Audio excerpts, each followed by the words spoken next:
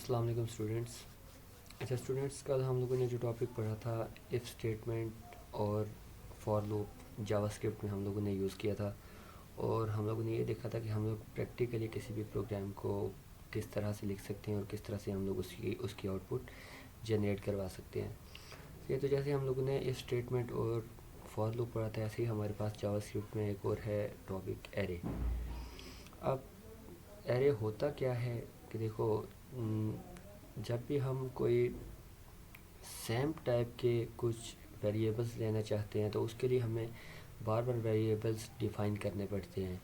तो एरे लेने का मकसद ये होता है कि एरे में हम सेम टाइप के जो वेरिएबल्स होते हैं उनको हम एक ही स्टेटमेंट में लिख सकते हैं। देखो, जैसे यहाँ पे लिखा हुआ है an array is a data type which can hold a number of same set of elements. कि एरे जो है वो एक डेटा टाइप है जो कि होल्ड करता है सेम सेट ऑफ एलिमेंट्स को। ठीक है, सेम नंबर ऑफ सेट्स को वो क्या करता है, स्टोर करता है।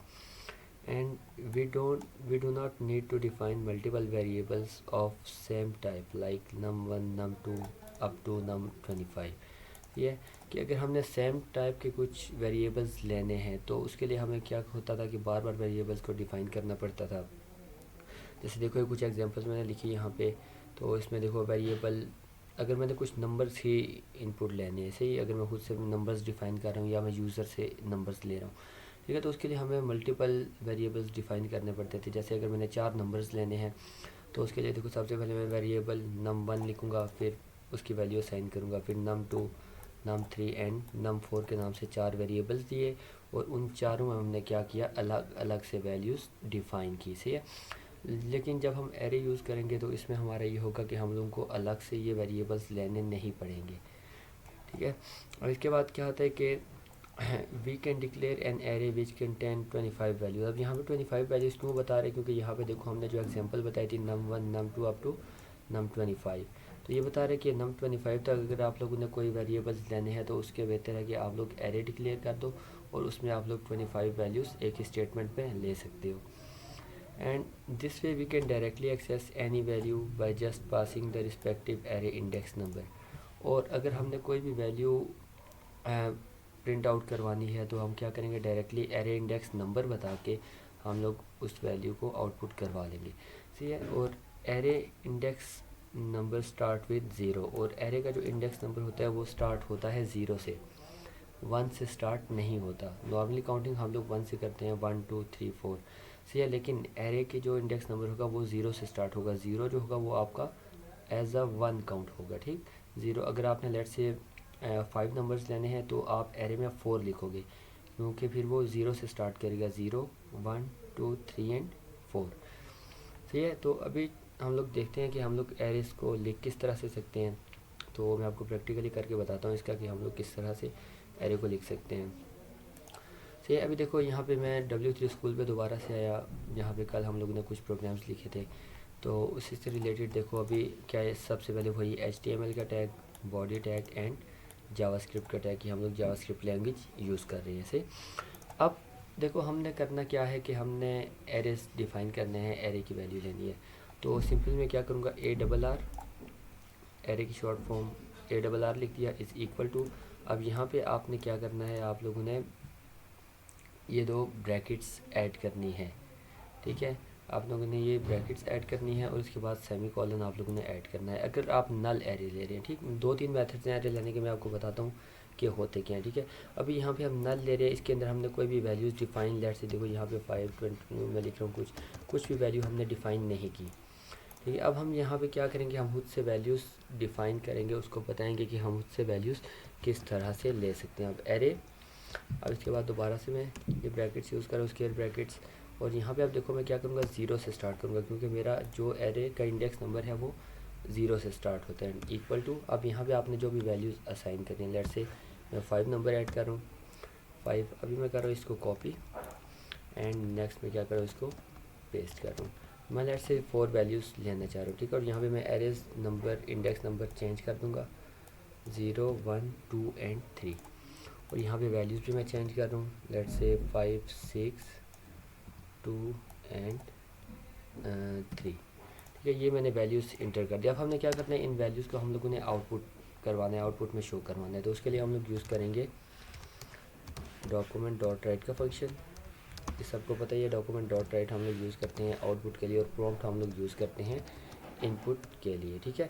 अब इसमें हम लोग ने क्या करना है, मैंने लिखना है जो भी हम लोग आउटपुट जनरेट करवाना चाहते हैं, एरे वैल्यू इज़, मैं यहाँ पे कॉलन यूज़ कर रहा हूँ अगैन ये, और अब यहाँ पे मैं क्या कर रहा हूँ, यहाँ पे मैं एरे की वैल्यू बता रहा हूँ कि एरे क्या होगा। अभी देखने जब मैं इसको रन करूँगा तो क्या होगा कि हमारे पास देखो आउटपुट में एरे वैल्यू इज़, और उसके बाद मैंने एरे बताया था, उसने इनिशियलाइज़ किया कि ऊपर हमारे पास एरे एक वेरिएबल है और उसमें क्या क्या वैल्यू स्टोर है, उसने हर इंडेक्स नंबर से वैल्यूज़ लेके यहाँ पे हमें वो आउटपुट जनरेट करवा दी, सही। तो इस तरह से आप लोग एम्प्टी वेरिएबल लेकर आप लोग एरे इंडेक्स खुद से भी डिफ़ाइन करके आप लोग वैल्यूज़ बता सकते हो, सही।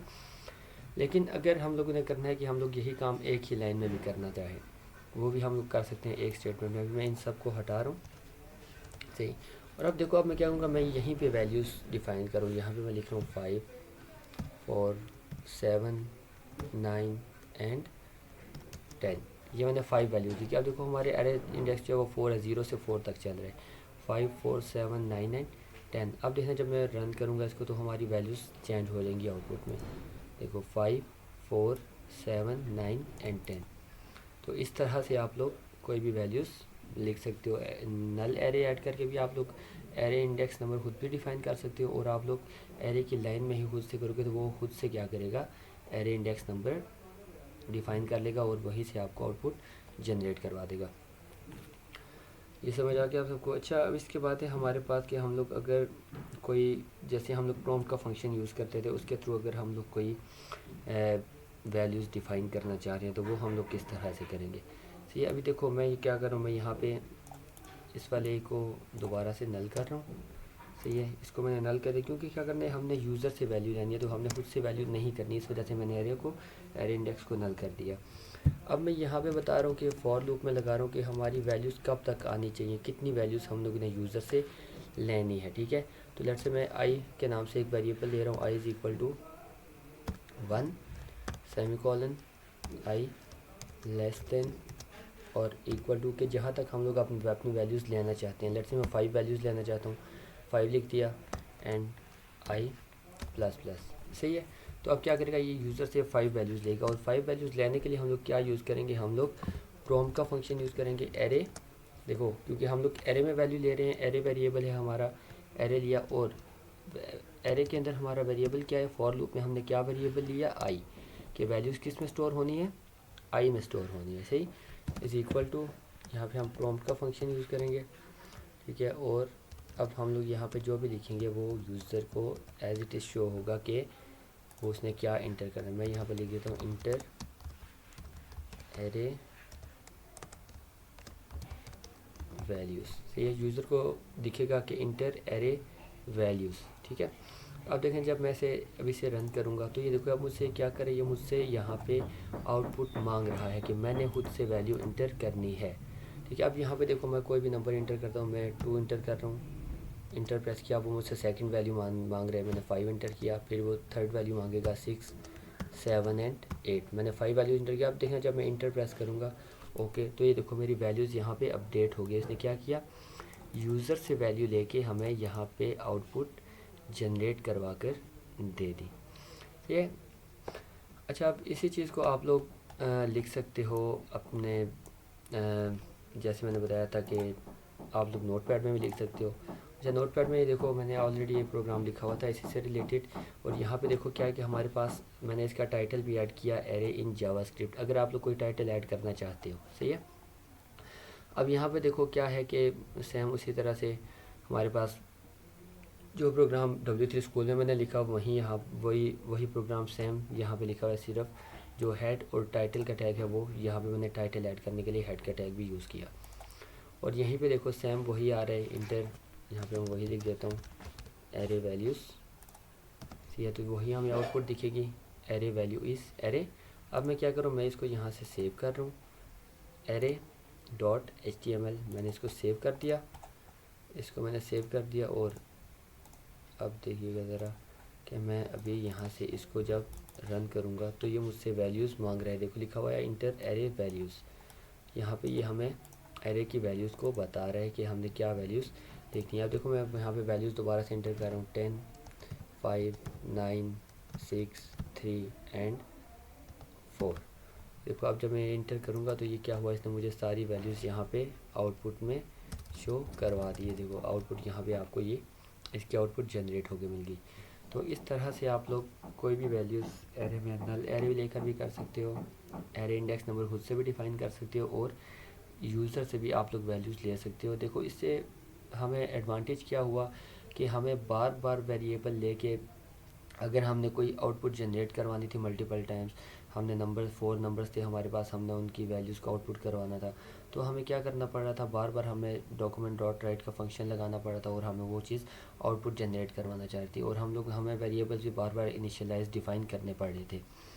लेकिन इससे क्या हुआ कि हमने एक ही स्टेटमेंट में एरे में वैल्यूज़ इंटर की और वो उसने हमें आउटपुट जनरेट करवा के दे दी। तो एरे को हम लोग बेसिकली ये भी कह सकते हैं कि हमारी एक डेटा टाइप मेमोरी टाइप है, जो कि क्या करता है, मल्टीपल नंबर्स को अपने अंदर स्टोर कर लेता है। सही।